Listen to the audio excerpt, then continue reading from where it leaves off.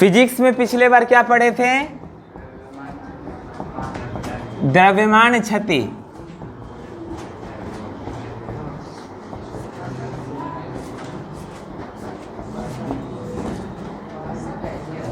Mass defect, द्रव्यमान क्षति पढ़े थे। इसमें हम लोग क्या देखे थे बोलो? द्रव्यमान क्षति का क्या मतलब होता है? द्रव्यमान क्षति का मतलब ये होता है कि यदि कोई नाभिक बना है तो नाभिक किससे मिलकर बनता है? प्रोटॉन और न्यूट्रॉन से मिलकर के बनता है। तो देखो, अगर मान लो ये नाभिक है, थोड़ा बड़ा आकार का बना दिए, ठीक है, इसमें क्या रहेगा? प्रोटॉन और न्यूट्रॉन। तो जितना प्रोटॉन है, मान लो इसमें 5 गो प्रोटॉन है और 6 गो न्यूट्रॉन है, तो इस पूरे नाभिक का द्रव्यमान कितना होना चाहिए? 5 गो प्रोटॉन है तो 5 गुना mp। mp मतलब एक प्रोटॉन का द्रव्यमान। अगर 5 गो प्रोटॉन है तो 5 गो प्रोटॉन का द्रव्यमान 5 गुना mp। मान लेते हैं 6 गो न्यूट्रॉन है तो 6 गो न्यूट्रॉन का द्रव्यमान 6 गुना mn। तो कुल द्रव्यमान नाभिक का क्या होना चाहिए? 5 गुना mp जोड़ 6 गुना mn। यहाँ पे कितना है? 5 गो प्रोटॉन है और 6 गो न्यूट्रॉन है। देखो 5 गो प्रोटॉन, हम लोग क्या माने? नाभिक में कितना प्रोटॉन? 5 प्रोटॉन और 6 न्यूट्रॉन। माना कि नाभिक में कितना? 5 प्रोटॉन और 6 न्यूट्रॉन है, तो नाभिक का द्रव्यमान कितना होना चाहिए? 11। वो तो द्रव्यमान संख्या 11 होगा या न्यूक्लियोनों की संख्या 11 होगा, लेकिन नाभिक का द्रव्यमान कितना होगा? 5 गो प्रोटॉन का द्रव्यमान जोड़ 6 गो न्यूट्रॉन का द्रव्यमान, 5 mp जोड़ 6 mn होगा। समझ गया? mp मतलब एक प्रोटॉन का द्रव्यमान, mn मतलब एक न्यूट्रॉन का द्रव्यमान। इतना होना चाहिए, लेकिन असल में देखा गया कि नाभिक का द्रव्यमान इस द्रव्यमान से थोड़ा छोटा होता है। क्या समझे? क्या देखा गया? असली में नाभिक का जो द्रव्यमान होता है प्रोटॉन और न्यूट्रॉन के द्रव्यमान के जोड़ से थोड़ा सा कम आता है। ये जो द्रव्यमान का अंतर है इसी को द्रव्यमान क्षति कहते हैं। क्षति मतलब किसी चीज़ का क्षति हो गया, नुकसान हो गया, वही क्षति है। समझ गया ना? तो यहाँ द्रव्यमान में कुछ क्षति हो गया है, नुकसान हो गया। अब किस प्रकार से नुकसान हुआ? तो प्रोटॉन और न्यूट्रॉन के द्रव्यमान को जोड़ते हैं, क्या समझे, तो नाभिक का द्रव्यमान उससे थोड़ा कम आ जाता है। उदाहरण के लिए देखो, मान लो इस क्लास में 15 ठो लड़का बैठल है, 10 गो लड़की है, तो इस पूरे क्लास का द्रव्यमान कितना आना चाहिए? 15 लड़का का द्रव्यमान जोड़ 10 गो लड़की का द्रव्यमान। सबको जोड़ देंगे तो पूरे क्लास का द्रव्यमान आना चाहिए। लेकिन असली में मान लो ऐसा देखा गया कि क्लास का जो द्रव्यमान है इस सब द्रव्यमान को जोड़ने से थोड़ा कम आ गया। क्लास का जो द्रव्यमान आया उससे भी का द्रव्यमान जोड़ दिए, उससे भी कम आ गया। तो ये जो अंतर है इसी को हम लोग क्या कहें? द्रव्यमान क्षति कहें या मास डिफेक्ट कहें। समझ गया ना? तो द्रव्यमान थोड़ा कम आ गया। कहाँ गया वो द्रव्यमान? कहाँ गया पता नहीं कहाँ गया, लेकिन चला गया कहीं। समझ गया? तो इसी द्रव्यमान के अंतर को हम लोग क्या कहते हैं? द्रव्यमान क्षति कहते हैं। बुझ गया? इसका परिभाषा हम लोग पिछले बार देखे थे। अब देखो इसका सूत्र क्या होगा। इसको हम लोग डेल्टा m से दिखाते हैं। किससे दिखाते हैं? डेल्टा m से दिखाते हैं। अब देखो किसी भी परमाणु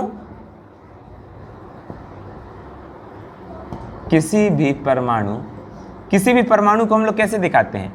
ax z से। कोई भी एटम को, किसी भी एटम को हम लोग कैसे दिखाते हैं? ax z से। इस परमाणु में प्रोटॉनों की संख्या क्या होगी?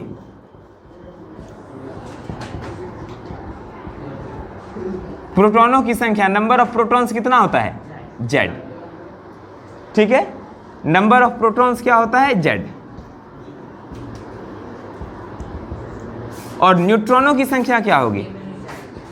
ठीक है, बहुत अच्छा। न्यूट्रॉनों की संख्या a माइनस z।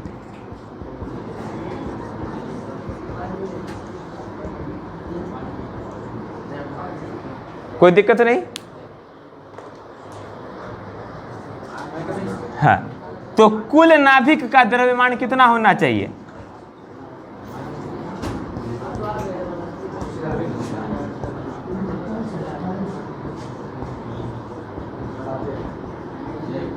नाभिक का कुल द्रव्यमान कितना होना चाहिए? है गधा, द्रव्यमान संख्या है रे, वो द्रव्यमान और द्रव्यमान संख्या में अंतर है। ए जो हुआ वो द्रव्यमान संख्या हुआ, द्रव्यमान नहीं हुआ। तो नाभिक का कुल द्रव्यमान कितना होगा? जेड को प्रोटॉन का द्रव्यमान ZMP जोड़ A माइनस जेड न्यूट्रॉन का द्रव्यमान A माइनस जेड Mn, समझ गया ना? तो नाभिक का कुल द्रव्यमान, टोटल मास ऑफ न्यूक्लियस क्या होना चाहिए?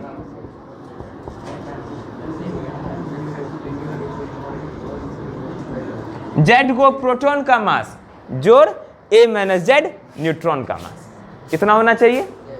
लेकिन असली में क्या देखा गया कि नाभिक का जो मास होता है वो इससे थोड़ा सा कम होता है। तो मान लेते हैं नाभिक का असली द्रव्यमान m है।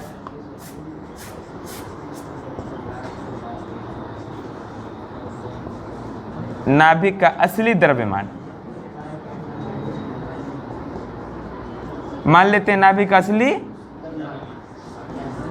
द्रव्यमान बड़का m है। क्या है? बड़का m। Actual mass of nucleus,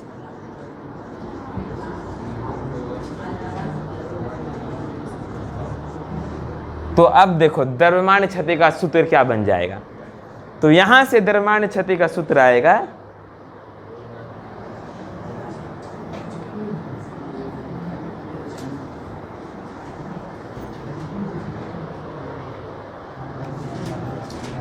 तो कुल मिला के द्रव्यमान क्षति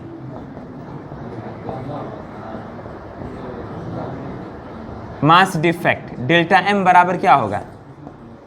जल्दी बोलो। तो द्रव्यमान क्षति मास डिफेक्ट का फॉर्मूला क्या आ जाएगा? डेल्टा m बराबर ई जो नाभिक का कुल द्रव्यमान है माइनस नाभिक का असली द्रव्यमान।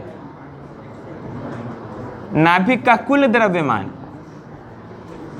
ZMP जोड़ A minus ZMn minus n, यही है द्रव्यमान क्षति का। ठीक है ना? तो द्रव्यमान क्षति क्या हो गया? नाभिक का कुल द्रव्यमान माइनस नाभिक का असली द्रव्यमान। कोई दिक्कत नहीं, ये द्रव्यमान क्षति हो गया, इसको डेल्टा m से सूचित करते हैं। बुझ गया जी? लिख लेंगे।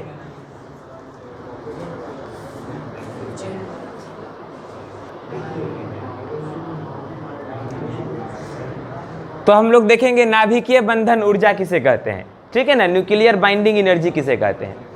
अब देखो नाभिक बना है प्रोटॉन न्यूट्रॉन से, तो यदि कुछ बाह्य ऊर्जा दे दिया जाए, इन लोग को कुछ निश्चित बाह्य ऊर्जा दे दे, बाहर से एनर्जी दे दे, तो क्या हो जाएगा? प्रोटॉन न्यूट्रॉन आपस में टूट करके एकदम अलग अलग हो जाएगा। प्रोटॉन एकदम अलग हो जाएगा, न्यूट्रॉन एकदम अलग हो जाएगा। तो बाहर से जितनी ऊर्जा की आवश्यकता है प्रोटॉन और न्यूट्रॉन को अलग कर देने के लिए, उसी को हम लोग नाभिकीय बंधन ऊर्जा कहते हैं। समझ गया ना? बाहर से कितना ऊर्जा हम लोग नाभिक को दें, मान लो नाभिक है, नाभिक के अंदर क्या है? प्रोटॉन और न्यूट्रॉन है। तो बाहर से कितना ऊर्जा दें, फोटोन के रूप में कितना ऊर्जा दें कि न्यूट्रॉन एकदम अलग हो जाए, अब प्रोटॉन एकदम अलग हो जाए। नाभिक मतलब टूट करके एकदम अलग हो जाए, प्रोटॉन अलग हो गया, न्यूट्रॉन अलग हो गया। तो इसी बाह्य ऊर्जा को हम लोग क्या कहते हैं? नाभिकीय बंधन ऊर्जा। देखो बंधन का मतलब होता है जकड़ के रखना। यही बंधन ऊर्जा जो है नाभिक को क्या करता है? जकड़ के रखता है, पकड़ के रखता है। अंग्रेजी में बाइंडिंग एनर्जी, बाइंड करके रखता है। प्रोटॉन न्यूट्रॉन को क्या करके रखता है? ये जो एनर्जी है ये प्रोटॉन न्यूट्रॉन को आपस में जोड़ के रखता है, बाइंड करके रखता है। और यदि इतना ही एनर्जी दे दिया जाए प्रोटॉन न्यूट्रॉन को, तो क्या हो जाएगा? प्रोटॉन न्यूट्रॉन एकदम अलग हो जाएगा, नाभिक टूट जाएगा। ठीक है ना? इसी को हम लोग क्या कहते हैं? न्यूक्लियर बाइंडिंग एनर्जी या नाभिकीय बंधन ऊर्जा। ठीक है? परिभाषा देख लो, किसी भी नाभिक को उसके अवयवी कणों, कोई भी नाभिक किससे बनता है? प्रोटॉन और न्यूट्रॉन से बनता है। तो अवयवी कणों में अलग अलग करने के लिए, है ना, नाभिक को उसके अवयवी कणों में अलग अलग करने के लिए जितनी बाह्य ऊर्जा की आवश्यकता होती है, उसे उस नाभिक का नाभिकीय बंधन ऊर्जा कहते हैं। समझ गया ना? तो बाहर से कितनी ऊर्जा देंगे हम लोग इलेक्ट्रॉन, प्रोटॉन और न्यूट्रॉन को? इलेक्ट्रॉन नहीं बोलना है, क्योंकि नाभिक के अंदर क्या रहता है, प्रोटॉन और न्यूट्रॉन रहता है, इलेक्ट्रॉन नहीं बोलेंगे, है ना। तो बाहर से कितनी ऊर्जा देंगे नाभिक को कि उसका प्रोटॉन और न्यूट्रॉन क्या हो जाए, अलग अलग हो जाए, उसे ही हम लोग क्या कहते हैं, नाभिकीय बंधन ऊर्जा कहते हैं, न्यूक्लियर बाइंडिंग एनर्जी कहते हैं। अच्छा, कितनी ऊर्जा देना पड़ता है, तो ऊर्जा देना पड़ता है तुमको डेल्टा एम गुना सी स्क्वायर। आइंस्टीन का समीकरण है E बराबर एम सी स्क्वायर, है ना समीकरण। तो यहाँ डेल्टा एम गुना सी स्क्वायर इतना ऊर्जा देना पड़ेगा। डेल्टा एम क्या है, द्रव्यमान क्षति, जो पीछे बता दिए थे। यहाँ डेल्टा एम क्या है, द्रव्यमान क्षति, जो पीछे बताए थे। तो जितना द्रव्यमान क्षति होता है नाभिक का, उसको सी स्क्वायर से गुना कर दो, उतना ऊर्जा दे देंगे तो क्या हो जाएगा, नाभिक एकदम टूट जाएगा, बिखर जाएगा, नाभिक बचेगा नहीं, तो है ना। यदि इतना ऊर्जा दे दिया जाए डेल्टा एम गुना सी स्क्वायर नाभिक को, तो नाभिक नहीं बचेगा, नाभिक एकदम टूट करके अलग हो जाएगा, प्रोटॉन अलग हो जाएगा, न्यूट्रॉन अलग हो जाएगा, नाभिक बिखर जाएगा, है। तो ऊर्जा का मतलब फोटोन होता है। जब भी ऊर्जा देंगे तो फोटोन के रूप में ही देते हैं, समझ गया ना। कोई भी ऊर्जा जो होगा वो फोटोन के रूप में ही होगा, ठीक है। और डेल्टा एम बराबर पता है, बताइए, जेड एम पी जोड़ A minus Z M N minus M, पीछे बता दिए। डेल्टा एम बराबर क्या होता है, जेड एम पी जोड़ A minus Z M N minus M, समझ गया, ये डेल्टा एम होता है। अगर याद करना चाहेगा तो यहीं पे याद हो जाएगा, आज जो याद नहीं करना चाहेगा उसको फिर याद ही नहीं होगा, कभी नहीं याद होगा, यहाँ से जाने के बाद भी याद नहीं होगा। आज जिसको याद करना है वो तुरंत यहीं पे याद हो जाएगा, है ना। इस प्रकार से बता रहे हैं, तुम लोग को यहीं पे याद हो जाएगा। क्या होगा कि नहीं होगा, यहीं पे याद हो जाना चाहिए। तो डेल्टा एम बराबर द्रव्यमान क्षति बराबर क्या हो गया, जेड एम पी जोड़ A minus Z M N minus M, ठीक है। और न्यूक्लियर बंधन ऊर्जा क्या हो गया, ई बी बराबर डेल्टा एम सी स्क्वायर, कोई दिक्कत नहीं। यहाँ डेल्टा एम क्या है,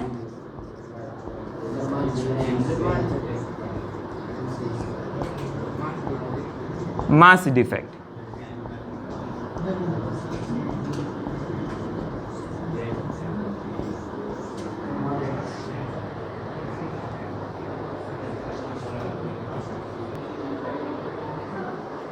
है ना। तो ध्यान देंगे हम लोग, किस पर ध्यान देंगे, बंधन ऊर्जा वक्र, बाइंडिंग एनर्जी कर्व।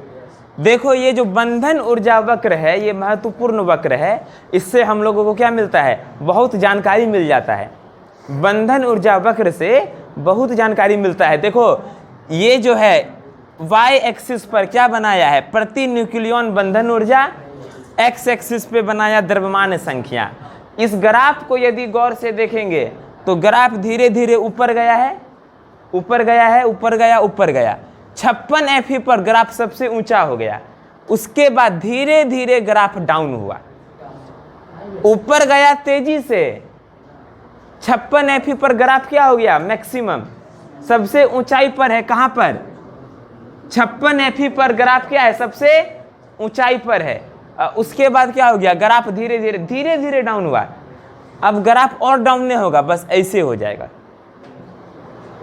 इससे ये पता चलता है बाबू, जिस भी नाभिक का बंधन ऊर्जा जितना अधिक रहेगा, वो नाभिक उतना स्थिर रहेगा, उतना स्टेबल रहेगा, है ना। जिस नाभिक का बंधन ऊर्जा क्या रहेगा, जितना अधिक रहेगा, वो नाभिक उतना स्टेबल रहेगा, स्थिर रहेगा।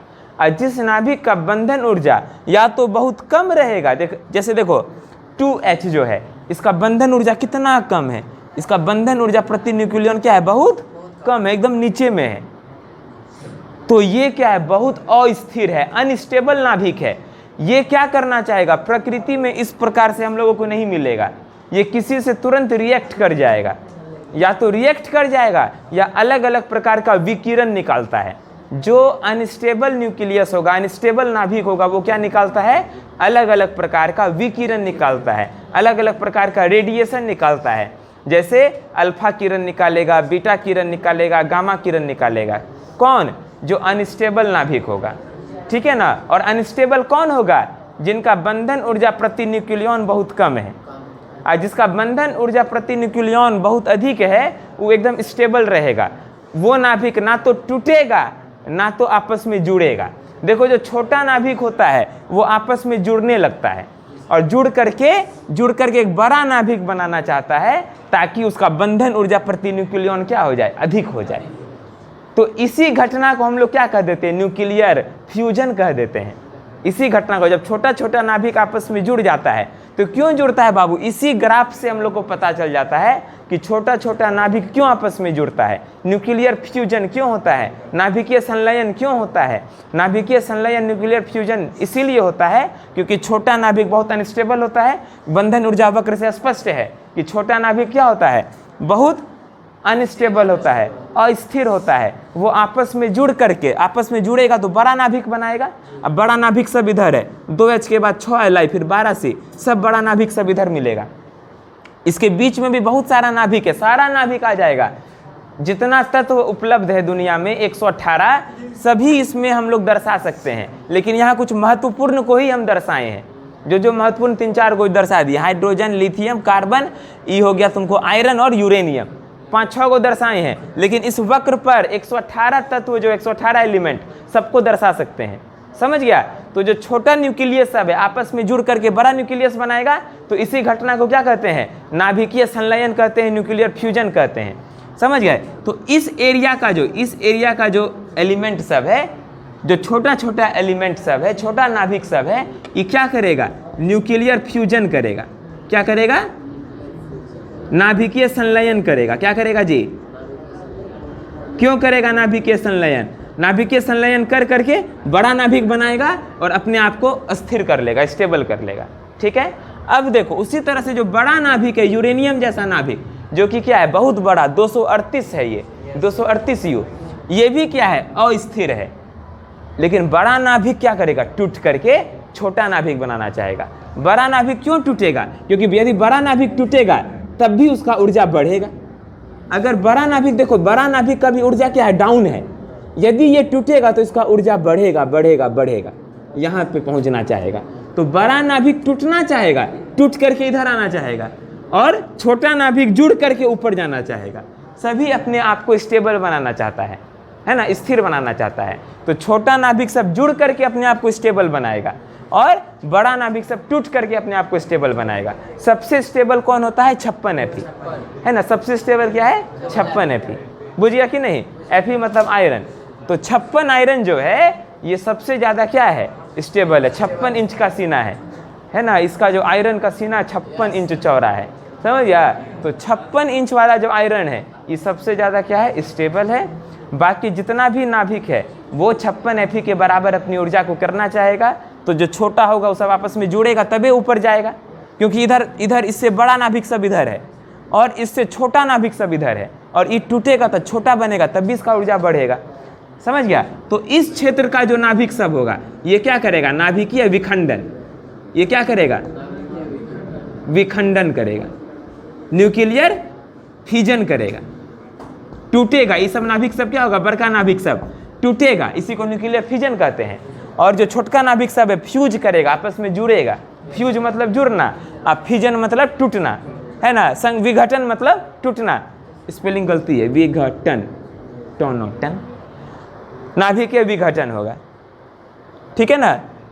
और नाभिकीय संलयन, संलयन मतलब आपस में जुड़ना। तो छोटा नाभिक जो होगा नाभिकीय संलयन करेगा, और बड़ा नाभिक क्या करेगा, नाभिकीय विघटन करेगा। तो बंधन ऊर्जा वक्र जो है हम लोगों को ये बता देता है किस प्रकार का नाभिक नाभिकीय संलयन करेगा और किस प्रकार का नाभिक नाभिकीय विखंडन करेगा। समझ गए, कोई दिक्कत नहीं। तो ये बहुत महत्वपूर्ण वक्र है, और इससे हम लोगों को क्या पता चलता है, देखो इसमें y एक्सिस की तरफ क्या लिया, प्रति न्यूक्लियन बंधन ऊर्जा, nuclear binding energy per nucleon. बंधन ऊर्जा नहीं लिया, प्रति न्यूक्लियन बंधन ऊर्जा लिया। अब प्रति न्यूक्लियन बंधन ऊर्जा क्या होता है, बंधन ऊर्जा बट्टे द्रव्यमान संख्या। प्रति न्यूक्लियन बंधन ऊर्जा क्या होता है, बंधन ऊर्जा जितना है बट्टे में ए मतलब द्रव्यमान संख्या, ए भी मतलब बंधन ऊर्जा, बाइंडिंग एनर्जी। तो बाइंडिंग एनर्जी पर न्यूक्लियन मतलब बाइंडिंग एनर्जी बट्टे मास नंबर ए। बुझिए, कोई दिक्कत नहीं ना। ठीक है, इसके आगे हम लोग अगली बार चर्चा करेंगे।